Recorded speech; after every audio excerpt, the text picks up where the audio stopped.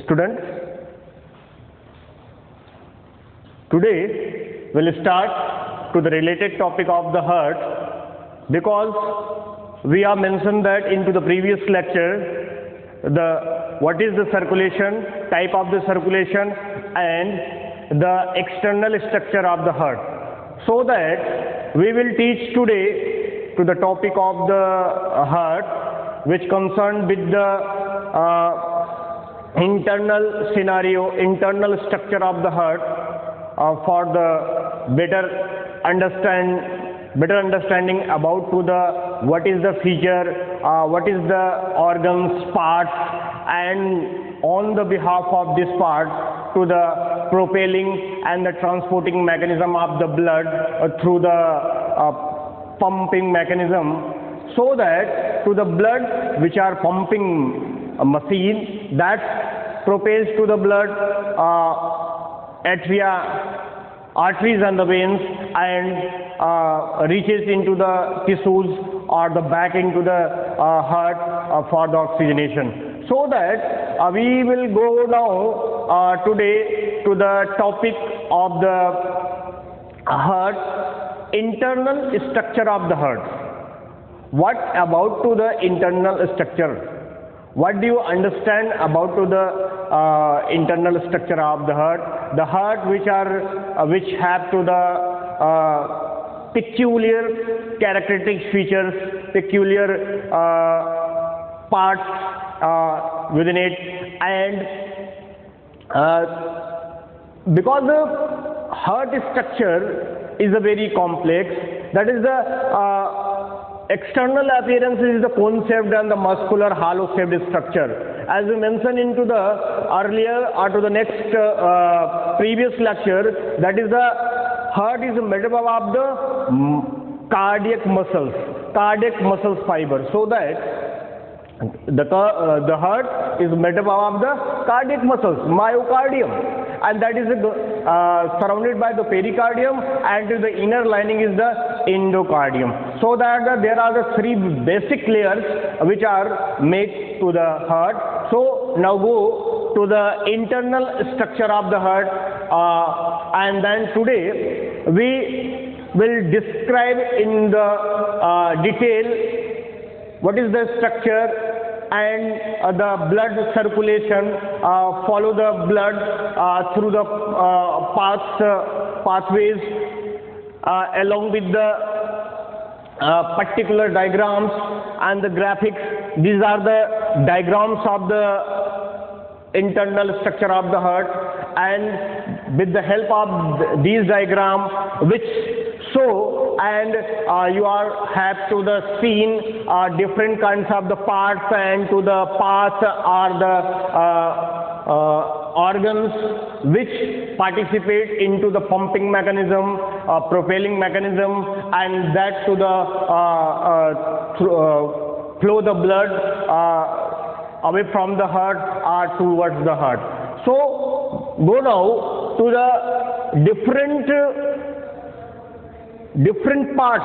First of all, into the external structure of the heart, and we are just go now into the topics of the circulation. We just mentioned that about to the heart is a four-chambered into the aves and the reptilians. In the circulation we just know that very well about to the two-chambered heart, three-chambered heart and four-chambered heart, and on the behalf of these chambers, that is the single circulation, mixed double circulation, and the double circulation.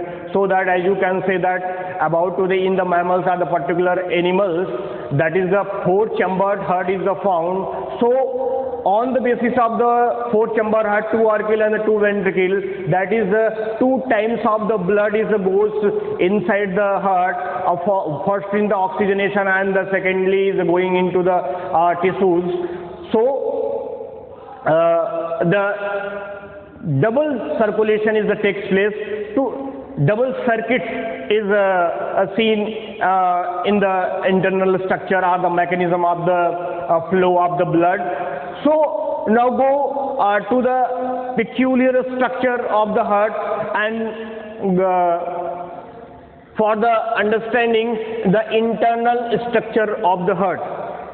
आज हम BSc second year के जो physiology का जो chapter है उसके according हम पिछले चैप्टर में आपको external structure of the heart और सर्कुलेशन से रिलेटेड चीज़ों को हमने बताया। आज हम उसी के क्रम में कंटिन्यूसली हम इंटरनल स्ट्रक्चर हार्ट का देखते हैं और उसमें विभिन्न प्रकार के जो फीचर्स होते हैं जिसकी मदद से जो है पंपिंग मैकेनिज्म परफॉर्म किया जाता है और ब्लड का सर्कुलेशन होता है, ब्लड का फ्लो किया जाता है, उसके बारे में समझते हैं। तो इस डायग्राम के माध्यम से आप यहाँ पे आज जानेंगे कि कितने अलग अलग प्रकार के स्ट्रक्चर्स, फीचर्स और जो है कैरेक्टर्स पाए जाते हैं जो कि ब्लड के प्रोपेलिंग मैकेनिज्म को परफॉर्म करते हैं, ब्लड को वो एक स्थान से दूसरे स्थान पर ले जाते हैं या हार्ट से बॉडी पार्ट्स में या बॉडी पार्ट से हार्ट में ले जाते हैं, जिसमें ऑक्सीजनेशन और जो है ऑक्सीडेशन की प्रक्रिया होती है। तो हम आज देखेंगे।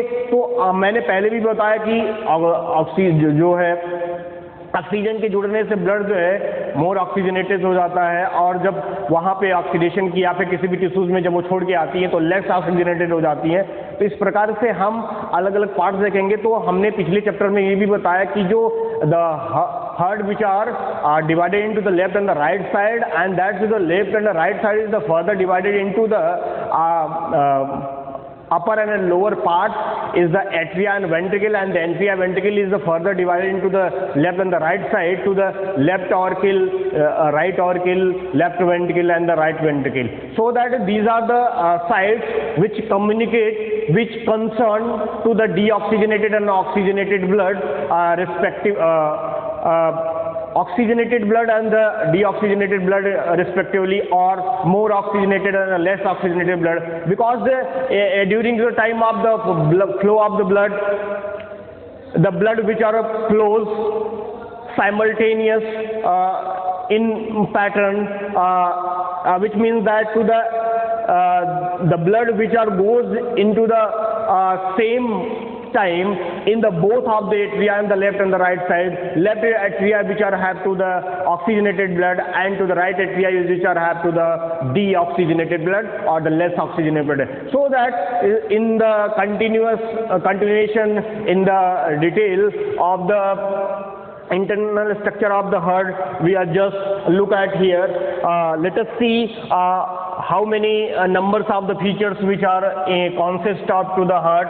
So first of all, to the heart is the four chambers to the which are divided to the right auricle and the left auricle, right ventricle, left ventricle. There are the 1, 2, 3, 4. There are the four chambered heart and which are adapted, which are followed to the double circulation. There are the two times of the blood which are goes in the heart, and that's to the indicating to the double circulation into the higher ones, into the me and you and to the all the higher animals, particularly which are belong to the aves and the mammals. So go now to the for the proper description in this diagram. To the first of all, when the time. अब यहाँ पे हम diagram की मदद से ये समझते हैं कि जो क्या फीचर्स होते हैं इंटरनल मैकेनिज्म का। एक्सटर्नल में तो हम जो है ऊपर की तरफ जो ये आपका जो common carotid artery, brachiocephalic artery, subclavian artery,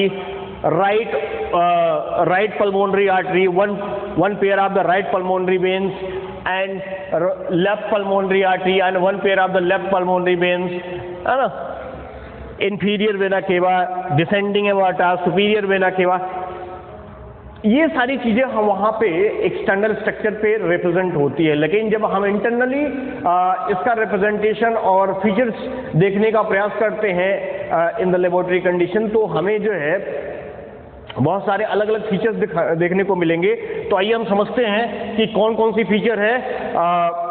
देखिए यहाँ पे ये है, ये यहाँ पे देखिए हमने हर जगह पे एरो लगाया है और इस एरो का क्या मतलब होगा हम आगे आपको डिटेल में बताएंगे। तो सबसे पहले समझते हैं, देखिए ये राइट ऑर्किल है, लेफ्ट ऑर्किल है, राइट वेंट्रिकल है, लेफ्ट वेंट्रिकल है, ये कम्युनिकेशन है इनका। अब हम सबसे पहले समझते हैं कि फोर चैम्बर्ड हार्ट है। तो सबसे पहले दोनों जो एट्रिया है या ऑर्किल है और जो दोनों वेंट्रिकल है वो बाइफर्केट हुई है, सेपरेट हुई है। तो किसके द्वारा? तो सबसे पहले जो शुरुआत होती है कि both of the atria which are bifurcated are the separated by the a septum or the wall. Interatrial are the interauricular septum. Interatrials or this is the interatrial septum or interauricular septum. This is the septum, this is the wall for that to the separated to the both of the atria, interauricular or interatrial septum. While both of the ventricles is divided to the another walls or the septum is indicated into the here. Both of the atria is separated through the a particular layer, interventricular septum. This is the interventricular septum. Interventricular septum. Ventricular septum. And this is the interauricular septum. Auricular septum. And another one which are separated to the atria and ventricle as well. Atria and ventricle which are separated also through the another layer, another wall, another septum is the atrioventricular septum. Atria and ventricle which are separated to the both of them to the its wall is named as the atrioventricular septum. Atrioventricular septum.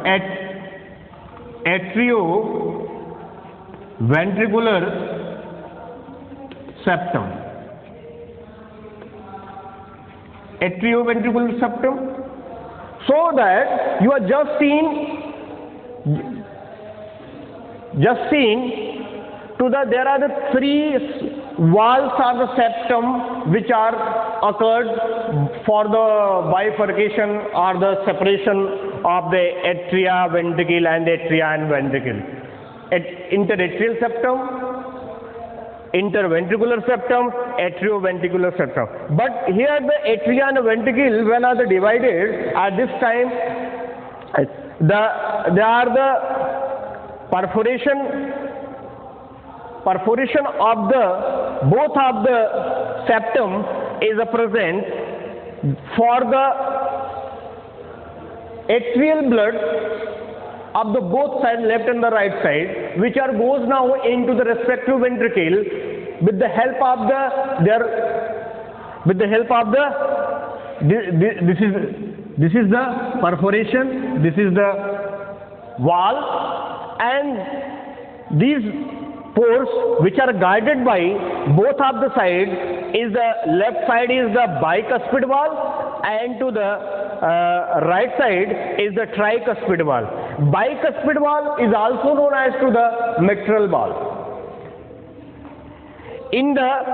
This is the openings for the blood, which of the blood is carried by both of the atria during to the contraction and the dilation process. When the contraction mechanism is performed to the both of the atria which are received to the blood for the oxygenation and for the going into the each cell to the left and the right side is respectively. So now first of all you just understand about to the there are first we are touched to the first things about to the about to the description to the right auricle. This is the right auricle or the right atrial spaces. This is the auricles. ये क्या है हमारा right ऑर्किल है और इस right auricle में क्या होगा हमने कहा था कल भी प्रीवियस लेक्चर में बताया था राइट ऑर्किल का जो संबंध होता है वो डीऑक्सीजनेटेड ब्लड से होता है या लेस ऑक्सीजनेटेड ब्लड से होता है या और जो राइट ऑर्किल होता है वो मोर ऑक्सीजनेटेड ब्लड से होता है या फिर ऑक्सीजनेटेड ब्लड से होता है। तो इसको हम इस तरीके से समझते हैं। तो सबसे पहले वन बाय वन करके हम समझ लेते हैं। पहले पूरे फीचर को जान लेते हैं। तो फीचर में आपने देखा interatrial septum, interventricular septum, atrioventricular septum. यहाँ पे ओपनिंग्स होती है ब्लड के लिए, ये गार्ड की जाती है दोनों तरफ बाइकस्पिड और ट्राइकस्पिड वाल पे। And also which are have to the another opening, एक ओपनिंग और भी होती है जिसको सेमी ल्यूनर वाल्व बोलते हैं, क्योंकि ये दोनों तरफ से, दोनों मतलब दोनों वेंट्रिकल से जुड़ी रहती हैं। एक का संबंध जो कि ऑक्सीजनेशन से है और दूसरे का संबंध जो है पूरे through out the body parts में ब्लड को पहुंचाने से है।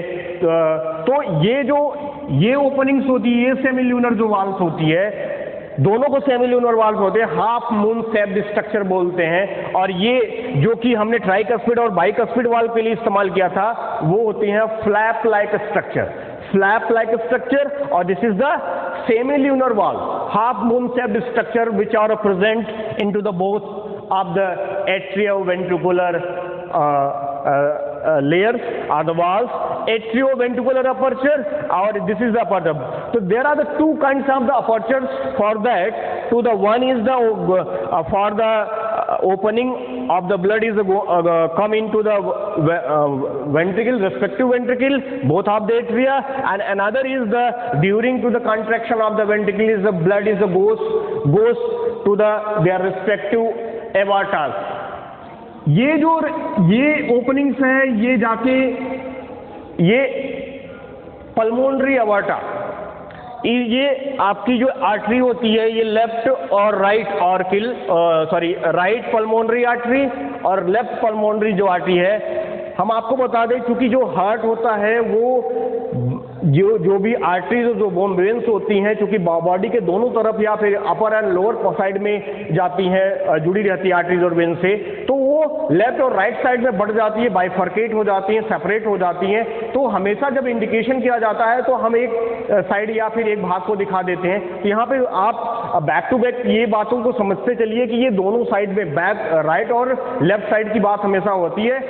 Always to the mention that about to the left and right both of the sides and that। तो यहां से जब ये बाइफर्केशन होगा तो देखिए इस तरीके से ये एक इधर और एक इधर, ये दोनों साइड में लंग्स में चली जाएंगी। लंग्स में क्यों जाती है? वहां पे ऑक्सीजन को कैरी करेगी। ब्लड क्या करेगी? ऑक्सीजन को कैरी करेगी, और ऑक्सीजन को कैरी करते ही वो ऑक्सीजनेटेड हो जाती है। इसीलिए हम बार बार जो है ऑक्सीजनेटेड ब्लड बोलते हैं। लेकिन कब? जबकि वो ऑक्सीजन को कंटेन करने के लिए लंग्स में जाएगी। For the oxygenation that is the pulmonary aorta is going into the pulmonary artery and which reach into the lungs for the oxygenation and to the once again goes or the comes into the left and the left atria through the left and right pulmonary veins. अब जबकि oxygenation की प्रक्रिया हो जाती है तो उसके बाद ये फिर से one pair of the right pulmonary veins and one pair of the left pulmonary vein के माध्यम से ये राइट ऑर्किल में खुलती है। कौन सा ब्लड होगा? ऑक्सीजनेटेड ब्लड होगा, मोर ऑक्सीजनेटेड जो ब्लड होगा, मतलब ऑक्सीजन को कैरी किया है। और ये ऑक्सीजन को कैरी करने के लिए आप जानते हैं कि यही ऑक्सीजन हीमोग्लोबिन के माध्यम से जुड़ के प्रत्येक सेल में जाता है, और प्रत्येक सेल में ऑक्सीडेशन या फिर केमिकल रिएक्शन का प्रोसीजर होता है जहां पे एनर्जी का प्रोडक्शन होगा। तो इस प्रकार से यहां से अब देखिए हमने ये आपको बताने का प्रयास किया। तो सबसे पहले हम एक एक तरफ से समझते हैं कि पहले first of all you are takes to the right side, superior vena cava, inferior vena cava, and that is the coronary sinus, sinus that is the place। ये एक कोरोनरी साइनस है, मतलब that is the vena cavis, superior for that for to the upper part of, inferior for lower part of, and coronary sinus for heart itself। मतलब तीन जो है vena KVs होती हैं, वेन्स होती हैं, वो सुपीरियर वेना केवी, इंफीरियर वेना केवी और कोरोनरी साइनस नाम से जानी जाती हैं। सुपीरियर वेना केवा से जो upper most part of the blood है वो हार्ट में आता है। इंफीरियर वेना केवा से lower part of the most जो बॉडी पार्ट्स है वहां से ब्लड आता है हार्ट में। और कोरोनरी साइनस से जो हार्ट के लिए खुद का ब्लड होता है वो यहाँ पे आता है, लेकिन कब आएगा? After the deoxygenation.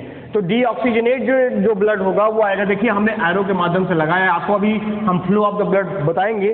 तो मैं अभी आपको केवल फीचर बता रहा हूं कि कैसे डायग्रामेटिक रिप्रेजेंटेशन के माध्यम से आप कैसे इसको समझेंगे। तो आपने देखा सुपीरियर वेना केवा और इंफीरियर वेना केवा, कोरोनरी साइनस जो है, ये तीन ऐसे वेना केवीज होती हैं जिनके माध्यम से पूरे बॉडी का जो डीऑक्सीजनेटेड ब्लड होता है वो एक साथ में राइट ऑर्किल में आके इकट्ठा हो जाता है। राइट, या फिर ये कहें कि आफ्टर द कंट्रैक्शन जो प्रोसेस होगा उसमें आके इकट्ठा रहता है। अब हम आपको बता दें, जब फिटस कंडीशन होती है और जब एडल्टनेस आता है तो यहाँ पे एक डिप्रेशन होता है। तो उस डिप्रेशन को ओवेलिस बोलते हैं। फोसा ओवेलिस होता है, फिर बाद में फोरेमन ओवेलिस होता है। The type of the depression, they are the no work and that is the depression is the present and both of the times that is the name is modified to the fossa ovalis and ovalis foramen, that's like। तो ये तीन openings हैं जहां से पूरे का पूरा blood आपके पूरे बॉडी से डीऑक्सीजनेटेड ब्लड यहाँ पे कंटेन किया जाता है। अब यहाँ पे हम चलते हैं, देखिए this is the flap like structure, this is the aperture and that's aperture which are guarded by to the tricuspid valve and tricuspid valve is guarded for to the backward flow of the blood which are not backward prevention, backward flow of the blood which are controlled by the this guard tricuspid valve। ये tricuspid valve जो blood एक बार यहाँ पे इसके ventricles में आ जाता है उसको रोकने के लिए यहाँ पे गार्ड्स होती हैं और ये जैसे ही कंट्रैक्शन की प्रक्रिया होगी पूरा ब्लड इसमें आएगा तो ये बंद हो जाती है। और जब बंद होती है तो हम आगे बताते हैं कि कौन सा साउंड प्रोड्यूस होगा। बोथ ऑफ द साइड्स को लेकर साइमल्टेनियस प्रोसेस है, ये स्पॉन्टेनियसली ये चलता रहता है कंटिन्यूअसली 24 आवर्स या फिर कहें through out the life when of the life is till death, है ना, when the person is alive and that when the time is the person which are going to the death that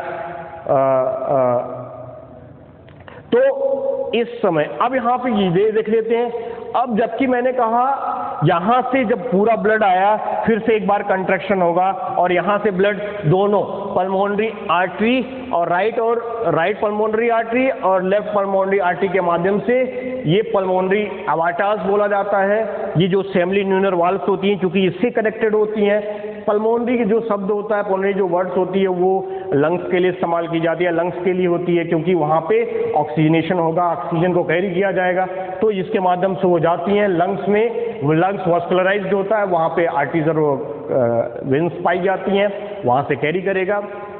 carry करने के बाद फिर से एक बार फिर देखिए यहाँ पे एरो मैंने लगाया है, एरो के माध्यम से ये देखिए आपका क्या है, one pair of the right pulmonary veins and one pair of the left pulmonary veins के माध्यम से देखिए दोनों एरो ये जो आके खुल रहा है यहाँ पे, ये देखिए यहाँ से खुल रहा है, यहाँ पे ये यहाँ पे खुल रहा है, मतलब चारों की जो ओपनिंग्स है वो आपके लेफ्ट ऑर्किल में आके खुलती है। तो मतलब मोर ऑक्सीजनेटेड जो ब्लड होता है, मतलब ऑक्सीजन को कैरी करके जो ब्लड फिर से एक बार हार्ट में आता है वो मोर ऑक्सीजनेटेड कहलाता है और राइट ऑर्किल में लेफ्ट ऑर्किल में आके खुलेगा। और लेफ्ट ऑर्किल में खुलने के साथ में जैसे इसमें यहाँ पे गार्ड की होती है ये वैसे ही यहाँ पे भी एक ओपनिंग्स होती है और this aperture is guarded by bicuspid valve or mitral valve, that is the flap like structure for the prevention of the backward flow of the blood। Blood के बैकवर्ड फ्लो ना हो इसलिए उसको प्रिवेंट करती है। अब हम आपको बता दें इसके खुलने में कोई साउंड प्रोड्यूस नहीं होता और लेकिन जैसे ही जब ये कंट्रैक्शन के बाद ये पूरा का पूरा दोनों both of the atria which propelling to the blood in the respective ventricle, that time to these are the aperture which are the close to the tricuspid and the bicuspid valve. That valve that time as a sound which are produced, that is called love, LUB. उस समय लब की आवाज आती है, LUBB बोलना जाता है उसको, लब की आवाज आती है केवल बंद होने में, only for the close to the both of the aperture through the tricuspid and the bicuspid valve or the flap like structure. After that, when the time of the once again the contraction takes place into the ventricle, both of the ventricles and to the respective ventricle of the atria, when the going into the contraction and to the total amount of the blood which are going through their respective aortas, that aorta for the oxygenation, that is the pulmonary aorta, and for the more oxygenated blood which are goes to the through the aortas, that's aorta caratico-systemic aorta. इसको caratico-systemic aortas के माध्यम से खुलता है, ये pulmonary aortas के माध्यम से खुलता है, और ये जाके फिर ये आप देखिए upper most part of the body, और ये तो ये अपर जो होता है उसको असेंडिंग बोलते हैं, और लोअर जहां से ब्लड पहुंचता है शुद्ध ब्लड जिसको ऑक्सीजनेटेड ब्लड बोलते हैं, वो lower part of the body में जाता है तो डिसेंडिंग अमर्टा बोलते हैं। तो अपर जो सिफेलिक रीजन्स होते हैं, जो हमारा हेड रीजन होता है और जो पार्ट्स होते हैं, वहां पे ब्लड को पहुंचने के लिए लेफ्ट एंड राइट साइड में ये जो एवर्टाज होती हैं बाइफर्केट होती है। हमने केवल एक साइड में जो बताया कि left common carotid artery, left branchial cephalic artery and left subclavian artery, तो दोनों लेफ्ट की बात की मैंने, ऐसे ही राइट भी होता है। तो ये बाइफर्केट होके इस प्रकार से जो एवर्टाज होती हैं वो बाइफर्केट होती हैं, सेपरेट हो जाती हैं, और एट्रिया में, बाद में एट्रियोल्स में, और बाद में कैपिलरीज में, इस प्रकार से फर्दर एंड फर्दर उसका जो है बाइफर्केशन होता रहता है, वो माइन्यूट में होती रहती है, और प्रेशर जो है बदलता रहता है। तो ये uppermost part of the body which are takes to the all the amount of the blood for the uppermost part of the body, descending aorta for the lower part of the body. तो इस प्रकार से दोनों जो मोर oxygenated blood है वो वहां पे पहुंचता है। तो अब देखिए, ये चूंकि मैंने पहले भी बताया कि ये क्या है, हार्ट का जो बना है वो कार्डियक मसल से बना है, तो यहाँ पे इनर लाइनिंग होगी, ये पूरा कार्डियक मसल्स होगा। ये कैसे प्रक्रिया होगी आगे के चैप्टर में हम बताएंगे। तो ये देखिए, ये भी कुछ ऐसे यहाँ पे भी फीचर्स होते हैं, इसको कार्डी टेंडिनी बोलते हैं। ये हार्ट को स्ट्रॉन्ग मजबूती से पकड़े रहता है। और तो आपने देखा कि कुछ महत्वपूर्ण जो फीचर्स हैं जो इंटरनली हमें ब्लड के फ्लो के लिए जिम्मेदार होते हैं वो वहाँ पे पाए जाते हैं। और अब हम थोड़ा सा इसी इंटरनल मैकेनिज्म के माध्यम से ये समझने का प्रयास करेंगे कि किस प्रकार से जो है, किस प्रकार से ब्लड का फ्लो यहाँ पे होगा। तो हम आपको यहाँ पे बता देना चाहते हैं कि हमको थोड़ा सा हार्ट बीट समझना पड़ेगा, क्योंकि ब्लड का फ्लो कैसे होगा वो हार्ट बीट के माध्यम से हम इन सारे जो जितने भी फीचर्स हैं वो हम समझ लेंगे। तो हार्ट बीट क्या होता है? As you know that very well, when the contraction and the dilation process which are going on along with the rhythm, or the heart rhythmic contraction or relaxation, systole and a diastole process which are going on during to the flow of the blood, that is called to the heartbeat. Heartbeat is the process in which the systole and the diastole process which are going on along with the rhythm. Rhythmically, the contraction and the relaxation of the cardiac muscles of the heart is called to the heartbeat. Heartbeat उसे कहते हैं जहां पे rhythm के साथ में contraction और dilation, contraction और रिलैक्सेशन या सिस्टोल और डायस्टोल की प्रक्रिया होती है। सिस्टोल का मतलब कंट्रैक्शन होता है, डायस्टोल का मतलब डायलेशन होता है, फैलाव होता है। तो ये जो हम बार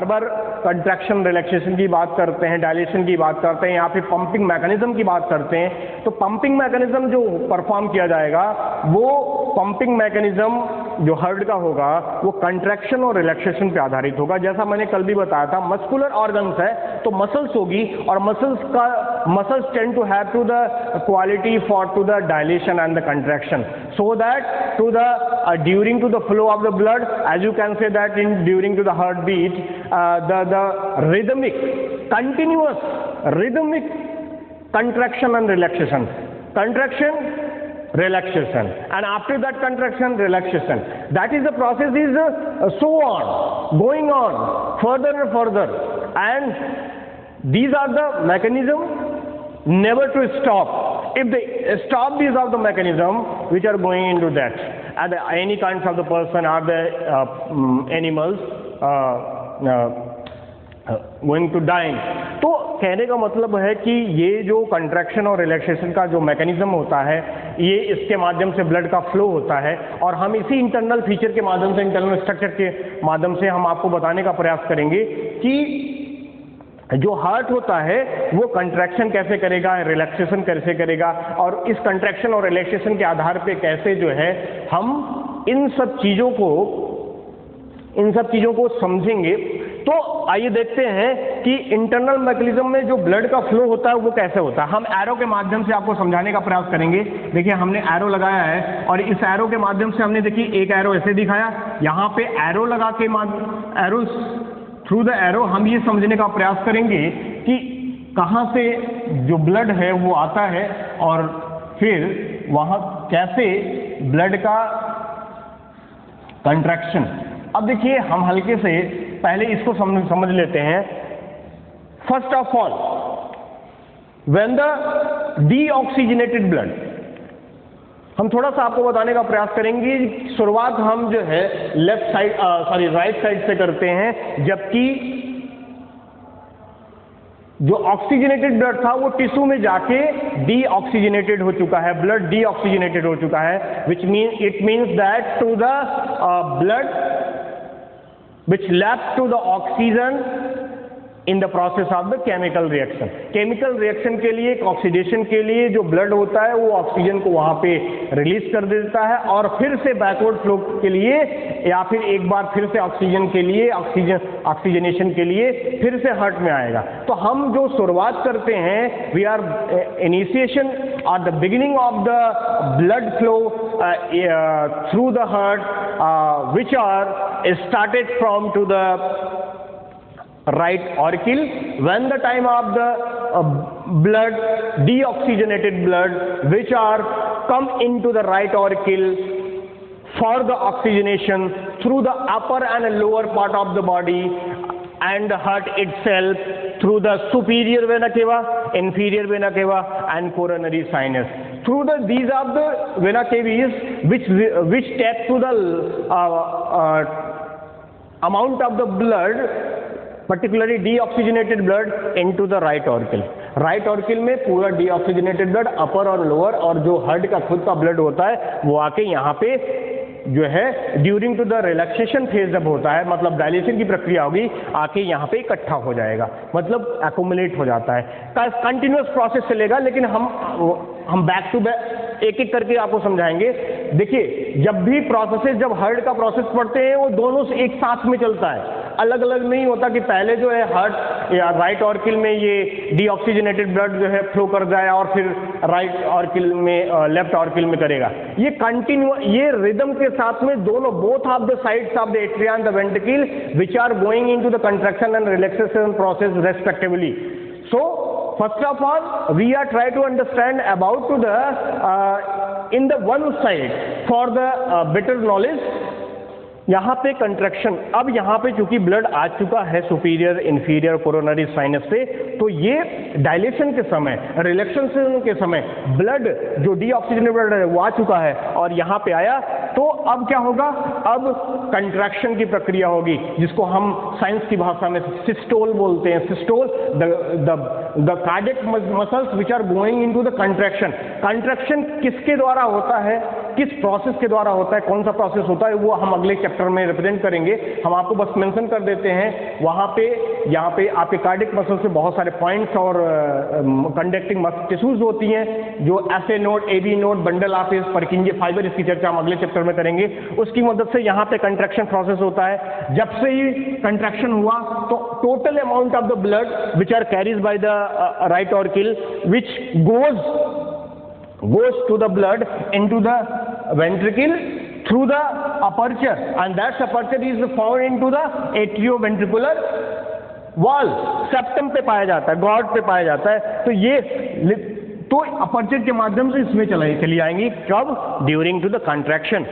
अब जब टोटल ब्लड आ जाती है तो बैकवर्ड फ्लो ना हो, फिर से ब्लड इस एट्रिया में ना जाने पाए, इसके लिए यहाँ पे ट्राइकस्पिड वाल्व पाई जाती हैं, जो क्या करती हैं? बंद हो जाती हैं। और जैसे ही बंद होगी तो मैंने जैसा अभी पहले भी बताया कि क्या होगी, एक आवाज निकलेगी, उसको लब बोला जाता है, तो ये बंद हो जाती है। और जैसे ही बंद होगी तो पूरा का पूरा जो प्रेशर होगा, the pressure rises on to the ventricle for the oxygenation, for the blood flow, and through the another aperture, that is the semilunar valve which are present, are the guarded by the semilunar valve, that is the blood which are flow the pulmonary aorta, and through the pulmonary aorta, right, left and the right side of the pulmonary arteries which are have to the total blood for the oxygenation in the lungs, and तो oxygenation के लिए पूरा जो blood होता है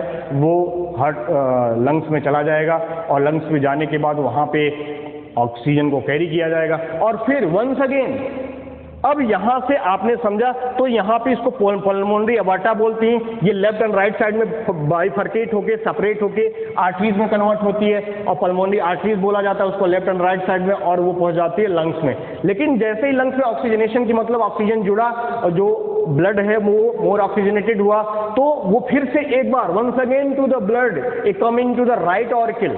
अब यहाँ पे राइट, तो through the one pair of the left pulmonary artery and the one pair of the right pulmonary artery, through the arrows we are indicating that to the total amount of the blood which are goes in the right orchil. When the contraction takes place through the aperture, the total amount of the blood which are goes into the ventricles, and these are the aperture which are guarded by to the bicuspid valve for the backward prevention of the backward flow of the blood, and that the blood which are goes through the cardiaco systemic aortas, through the ascending and descending aortas, and then which converted either separated into the arteries, and then small arteries, after that to the arteriole, goes into the all body parts, all the tissues, and तो यहाँ से वो ये जो आपका semilunar valve है, इसको कैरेटिको systemic एवाटास बोला जाता है। ये बाइफर्केट होके एट्रिया, एट्रिवल्स में कन्वर्ट होके प्रत्येक टिश्यू में पहुंचती हैं, और वहाँ पे ऑक्सीजन को छोड़ती हैं, और उसके बाद वहाँ पे ऑक्सीडेशन की प्रक्रिया होगी, फिर उसी प्रकार से प्रक्रिया आगे फिर से बढ़ जाएगी। तो देखें आप, तो मैंने ये आपको समझाने के लिए एरो के माध्यम से जो ब्लड का सर्कुलेशन है वो समझाया, लेकिन मैंने क्या बोला, this is the spontaneous and simultaneous process, both of the atria and both of the ventricles is going into the contraction and the relaxation, and that to the blood which are flow into the their respective aortas through the arteries and the veins and goes to their destination। अब यहाँ पे कहने का मतलब ये मेरा था कि इस तरीके से जो है यहाँ पर ये जो ब्लड का फ्लो है इसी पैसेज के रूप में प्रोपेलिंग सिस्टम के माध्यम से ऑक्सीजनेटेड और डीऑक्सीजनेटेड ब्लड जो है अपने डेस्टिनेशन, अपने प्लेस तक पहुंचता है और वहाँ पे रिप्रेजेंट होता है। दूसरी चीज है, हम ये बात आपको बताएं कि पिछले चैप्टर में हमने ये भी मेंशन किया था कि सिस्टेमिक और पल्मोनरी सर्कुलेशन क्या होता है, आप इसको भी समझ ले। मैंने बताने का प्रयास किया था, ये देखिए, जबकि when the time of the blood which are goes into the their respective ventricles but they into the for the better the description and the better understanding, ये क्या है आपका, यहाँ पे मैंने इंडिकेट किया है कि ये जो एरिया है ये लेफ्ट ऑर्किल है, ये आपका क्या है, लेफ्ट वेंट्रिकल है। तो लेफ्ट वेंट्रिकल जो है, ये जो लेफ्ट वेंट्रिकल का प्लेस है, यहाँ से ब्लड क्या कर रहा है, ऑक्सीजनेटेड ब्लड है, ये थ्रू द एवार्टास से क्या हो रहा है, असेंडिंग और डिसेंडिंग से पूरे बॉडी पार्ट्स में जा रहा है। वहाँ बॉडी पार्ट में पहुँचने के बाद डीऑक्सीजनेट होने के बाद फिर से एक बार कहाँ तक पहुँचता है, ये through the superior vena cava, through the inferior vena cava, right auricle में पहुँचता है। किसके लिए, फिर से एक बार ऑक्सीजनेशन के लिए। तो हम ये कह सकते हैं कि from to the left ventricle to the right auricle, the flow of the blood is consist या represented by the systemic circulation। मतलब ऑक्सीजनेटेड ब्लड जो है डीऑक्सीजनेट होके जब तक ये राइट ऑर्किल में जब पहुंचता है तो इसको हम सिस्टेमिक सर्कुलेशन बोलते हैं। और जबकि डीऑक्सीजनेटेड जो वेंट्रिकल, ये राइट वेंट्रिकल है, राइट वेंट्रिकल से ऑक्सीजनेशन के लिए through the pulmonary arteries oxygenation के लिए लंग्स में गया, और फिर वंस अगेन एक बार फिर जो है ये लेफ्ट ऑर्किल कैरी करती है। तो यहां तक कि मतलब राइट वेंट्रिकल टू लेफ्ट ऑर्किल, ये जो है किससे जुड़ी है, पल्मोनरी सर्कुलेशन से जुड़ी है। क्योंकि यहाँ पे क्या होता है, पल्मोनरी रेस्पिरेशन होता है, मतलब कि ऑक्सीजन वहाँ पे कंटेन किया जाएगा, वस्कुलराइजेशन होता है। तो यहाँ से ये तो दो प्रकार के सिस्टेमिक सर्कुलेशन हमने आपको सिस्टेमिक और पल्मोनरी सर्कुलेशन के रूप में बताया।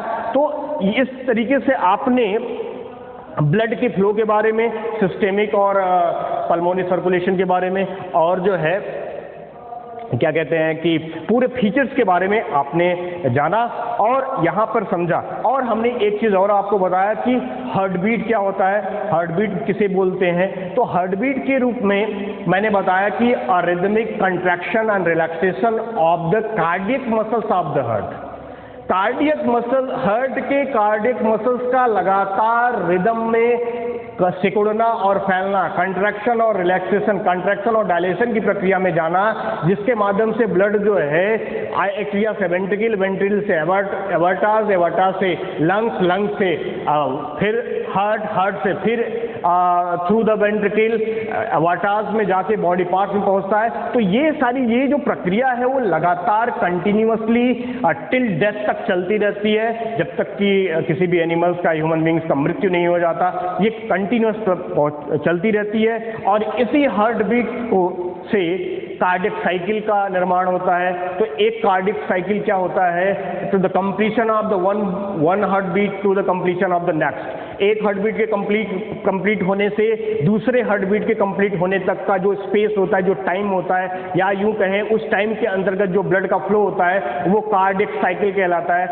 The cardiac cycle is completed into the 0.8 second. Within the 0.8 second to the total amount of the blood of the body which are flows by the heart through the pumping mechanism, and that to the it means that to the contraction and the relaxation of the cardiac muscles, and these are the cardiac muscles which are initiated and conducting by to the conducting tissue which are have to the heart to the in the form of the SA node, AB node, bundle of his branches of the bundle of his and Purkinje fiber, so that to the and is directly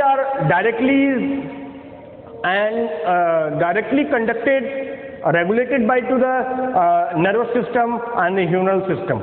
तो कहने का मतलब है कि ये जो systems हैं, हम आज के चैप्टर में हमने इंटरनल मैकेनिज्म को समझा, इंटरनल फीचर को समझा, कार्डियक मसल्स को समझा और ब्लड के फ्लो को समझा।